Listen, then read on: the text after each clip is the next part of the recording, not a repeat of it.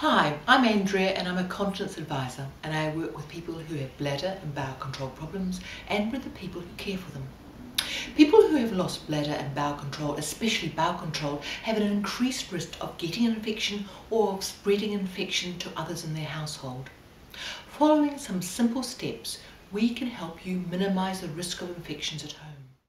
What's the #1 rule for controlling infection? The #1 infection control measure you can take for the person you're caring for and yourself is hand washing. You need to wash your hands frequently using a liquid soap or an alcohol-based hand sanitizer gel. Wash your hands before and after any hands-on contact with body fluids such as urine or bowel motions. It's also a good idea to wash your hands after taking off gloves, before eating or preparing food, and after going to the toilet. Make sure your hands are thoroughly dry before you start any task. Is there anything else to watch out for when washing your hands? If you have any cuts, abrasions or skin lesions, cover them completely with a waterproof dressing and change them when needed or when the dressing becomes soiled. Use a hand cream to keep your hands soft and supple. Don't forget to wash the hands of the person you're caring for or ask them to do this regularly, especially if they need to be reminded. Encourage visitors to wash their hands by leaving a bottle of alcohol-based hand sanitizer gel by the front door, which they can use when they arrive and again when they leave. What other infection control measures would you suggest? When performing personal care, such as cleaning up after an episode of incontinence, wear protective clothing. This includes gloves, a plastic apron, and if you wish, a mask and goggles or glasses. Wear gloves whenever you have direct contact with any bodily fluids, when handling surfaces or items that are contaminated with blood or body fluids, and when performing procedures such as inserting suppositories. Wear an apron if your clothing is likely to be exposed to skin or body fluids. If the person you are caring for has had an accident with their bowels, put on disposable gloves and use toilet paper or tissues to confine and contain the fecal matter, which you can then place in a plastic bag to be flushed down the toilet later. The larger size disposable nappy wipes allow for quick and easy cleanups, but some brands cannot be flushed down the toilet. If the wipes you use can't be flushed, well then place these in a plastic bag and put them directly in your household rubbish. Change your gloves as often as you need to and place any contaminated paper and gloves and wipes into that rubbish bag. This rubbish bag can then be disposed of in your household rubbish. How should I clean equipment when dealing with incontinence? Clean equipment such as bedpans or commodes straight after use. If they're obviously soiled, rinse these items with cold water first before cleaning. Be sure to use cold water, as hot water causes organic matter such as bowel motion to harden on objects, which can make cleaning more difficult. Use a neutral detergent such as washing up liquid and warm water to clean the bedpans or urinals, and let them dry completely before using them again. It's worthwhile to get into the routine of cleaning commode chairs and toilet chairs between each use with a neutral detergent, which again helps to reduce infection risks. Take care transporting any soiled linen or clothing to the laundry. Carrying these in a bucket or a basket will reduce the risk of transferring infection to other people in your household. Avoid carrying soiled items close to your body, as you could contaminate your own clothing and increase the risk of infection. You can wash soiled clothing in your own home washing machine, but take care to wash these items separately from other household laundry. And don't forget to wear the gloves while doing this. Remove any obvious soiling by rinsing the clothing in cold water.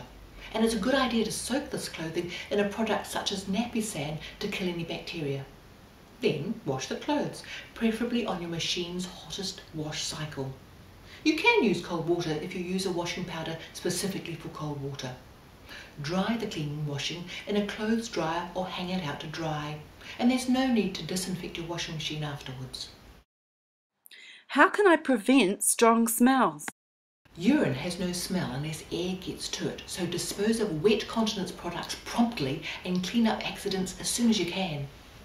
Some people find that linen and clothing begin to smell of ammonia over time, which is a common problem with urinary incontinence. To get rid of the smell, add 1 cup of white vinegar and half a cup of baking soda to the wash. Let it soak for 20 minutes.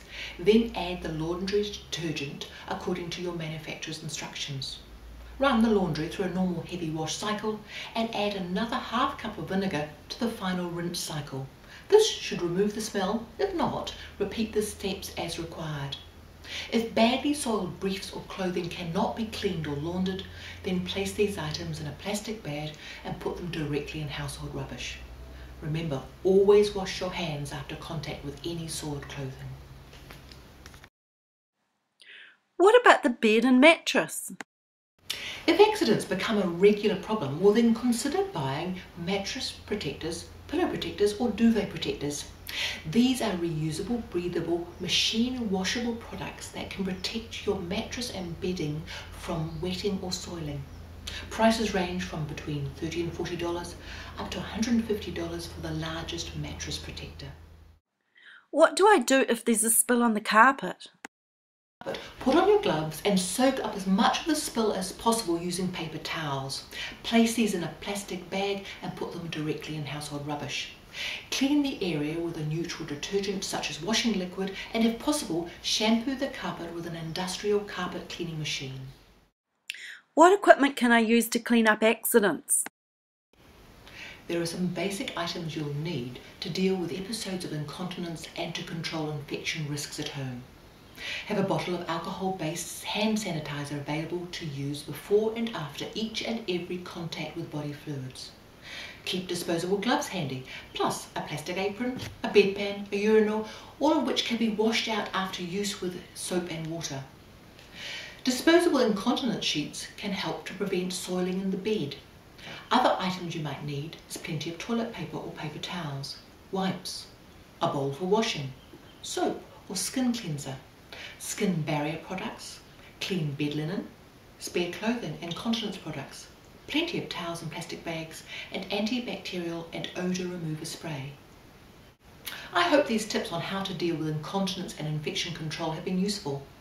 If you have any questions, you can phone the National Continence Association helpline on Monday through to Friday during business hours on 0800 650 659. Thank you for joining us at Caring at Home.